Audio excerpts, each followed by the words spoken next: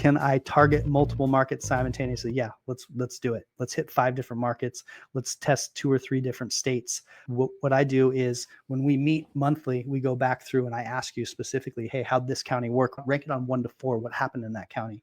1, garbage. We're never coming back. 2, probably not coming back. Man. 3, decent market. It's worth revisiting. And 4, we have to come back.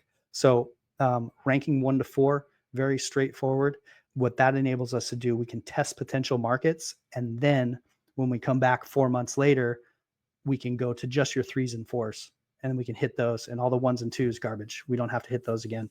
Also, if you're doing mailers or something, I have it all set up in our CRM where we're tagging those, where we can give you the mailing list for just the good markets, and you can hit those, and then you cut down like where you're mailing. So we have some teams that do that. Honestly, I like the teams that just go hard on only cold calling. Like that guy who's spending 20,000+ a month just crushing the phones. He doesn't even need to mail. We just send him deals, one channel, and he's going for it. So depends on your strategy. Scaling and growth.